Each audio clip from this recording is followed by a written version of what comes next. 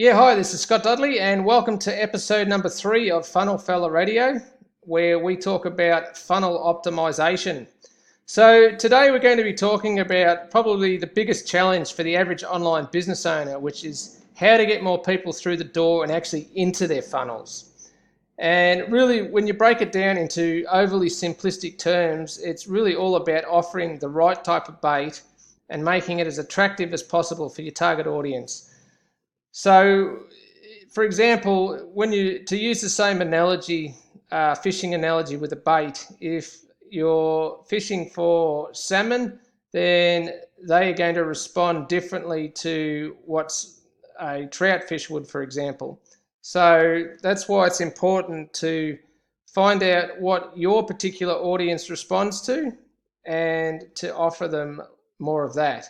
So obviously, it's no mystery that people love getting things for free. I mean, that's completely obvious, or zero cost. However, it's still often underrated just how powerful a force a really good free offer can be for your marketing. And the classic case study to prove this point was revealed in chapter 3 of Dan Ariely's brilliant book, Predictably Irrational. So hopefully I've pronounced Dan Ariely correctly. But in any case, this is the book that I'm referring to, Predictably Irrational, the hidden forces that shape our decisions. So this is an excellent book that I highly recommend. It's got some fascinating case studies in here, and you'll be able to use a lot of this information for your marketing. So with that said, the particular study that we're talking about today, probably a lot of you have already heard about this, but we're talking about where they offered some students and also some other children and adults as well, both a Lindt truffle and also a Hershey's Kiss. Now, the Lindt truffle was offered for 26 cents and the Hershey's Kiss was offered for just 1 cent. And the results ended up showing that 40% went with the truffle and 40% went with the Kiss. So from that, I would assume that 20% went with nothing, but I'm not 100% sure on that. But anyway, that's how the story goes. So it's pretty much equal at this price with 26 cents for a truffle, 1 cent for a Kiss. But the interesting thing was then the price of both chocolates was dropped by just 1 cent. So the truffle went from 26 cents down to 25 cents and the Kiss went from 1 cent down to free. And what they found was fascinating because all of a sudden 90% of the participants opted for the free Kiss, despite the discount between the two of them being exactly the same amount, which is 1 cent. So they conducted some further studies, which became even more fascinating. They also tried lowering the price from 2 cents to 1 cent on the Kiss, which is also a 1 cent discount, to see if they observed the same level of increase in demand in the Kiss. But interestingly, they didn't. And then in another study, they also tried to see what would happen if they lowered the price from free to negative 1 cent. But incredibly, that didn't seem to make any difference either. So just think about it this way. They're offering the Kiss, instead of free, they've actually offered it to negative 1 cent. So they're actually giving you a cent to end up taking the Kiss. But it didn't seem to make any difference compared to the free offer. So the main conclusion from this was that the amount of the discount was really irrelevant. And the fact was free was what really got people to take action. That's what gets people motivated. So with that said, it doesn't just mean that you slap up anything for free and then all of a sudden you're going to get a flood of leads. There's a little bit more to it than that. It has to actually be something of value that the target market is actually interested in, because obviously these days there is just an absolute multitude of free offers and advertising and companies trying to get your attention. So it's not quite as easy as it used to be. So if you're selling digital products, then one thing that I would suggest here is to offer your most attractive product for free, no matter how painful that might sound. So say, for example, if you've got a $997 course, which is by far and away your most popular course and the best thing that you've got on offer, rather than offering it for $9.97, then the idea here is to offer it for free. Now, obviously, a lot of people are going to say, well, I'm going to miss out on $1,000. But you've got to look at it from the point of getting people in through the door and into your funnel. And then you've actually got them in where you can upsell them into a customer. And I mean, who's to say that you can't offer them something immediately after they've opted in for the free offer anyway? So they might opt in for that free offer. You've got a perfect targeted lead that you know is interested in your type of product line. And then on the thank you page, you can make them an offer where they can purchase something, and a certain percentage of people will purchase that product.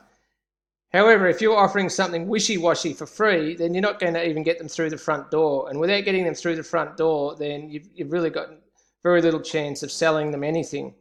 Okay, so you've got to sort of look at it as a bit of a loss leader, even though a digital product doesn't really cost you anything. But the most important thing is to actually get them into your funnel, and then once they're in the funnel, you can follow up with them and you can upsell them and make them further offers through things like email and retargeting and stuff like that. So with that said, here are some other ideas for putting together an effective lead magnet. So this is a blog post from Digital Marketer, which we're just going to look through quickly. Digital Marketer, obviously owned by Ryan Deiss. It's got a bit of a definition of a lead magnet. What makes a good lead magnet? And he's got here specificity. The most important element of a successful lead magnet is specificity. For a lead magnet to perform well, it needs to solve a specific problem by offering a specific solution for a specific segment of your market. Now, that's an excellent point. So you've got to really niche things down and narrow things down so that it's highly specific. Then the other thing that he says here that you should be using is instant gratification. So basically, whatever you're offering them, it must be instantly valuable to the consumer. And he said here that audiences want a solution to their problems immediately. So the quicker you can give it to them, the better.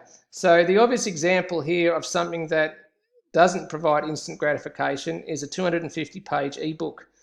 Now, that ebook might have unbelievably sensational information in it. However, unless somebody is an extremely fast reader, it's going to take them at a minimum a week, probably more likely to be 2 months to actually read the thing. So you want them to actually finish consuming the free offer as soon as possible, because then you can try to get them to the next stage of the process, which is to sell them something. He's also said here that it must have unique value. So your business won't be the only one using lead magnets to get customer information. So it's important that you offer something unique. Well, that's exactly right. You don't want to offer something that everybody else in your industry is offering as well. You want to stand out. And that's because a customer should be convinced that you are the right business to buy from over your competitors. And then he's also saying it must have high perceived value, high actual value. So another good point here, you don't want to just give them anything that's just slapped up within 5 minutes. It's got to be something that they actually are going to find valuable. Otherwise, they won't take you seriously. So that's where he's saying it's important to invest in the quality of your lead magnet. And just because something is free doesn't mean it should look free. Now, that's a perfect statement, okay? So as he's saying here, sure, you might reel in a few prospects with flashy marketing, but if your offer lacks substance, then you're going to lose attention pretty quickly. I mean, that's obvious. If you download something that promises the world but then delivers nothing, then you're basically going to say that this person doesn't know what they're talking about. They're a charlatan, and you're going to delete or unsubscribe from their email list. So some examples of some really good free offers. There's a checklist. So he's saying here that checklists are one of the highest performing lead magnets out there. They convert well because they're so easily consumed. A checklist is short and to the point, but it offers value where people can see, okay, this is what I need to do to achieve this. So they tick off this, tick off this, tick off this. And, without having to read that 250-page ebook that I was talking about, this provides instant gratification. Then there's also a webinar. That's another great way to get people in through the door. That's pretty self-explanatory. Access to a live webinar is even more successful because it creates a sense of urgency for your audience, playing on the common fear of missing out dilemma. Yeah, so a live webinar is only live once, and if you're not offering a replay, then if they miss out, they miss out. So that's a good point. Then he's got templates. Templates can provide users with an outline or starting point for a variety of different practices. While easily customizable to fit specific needs, the Magic Email template offers small business owners a place to start when communicating with clients and influencers. So this is just basically offering a template that's going to save their target customer a lot of time and effort, and this is obviously another high value offer. Then there are case studies as well. So case studies are another common lead magnet and especially useful when you're targeting business owners and marketers. So basically a case study will offer real life examples of customers using your product and can be used to persuade prospects to trust your brand. And then there are discount codes as well. This is more for the e-com sort of space. It's an extremely effective way to obtain email addresses in exchange for lower prices or free shipping. So that's a good point if you're selling e-com.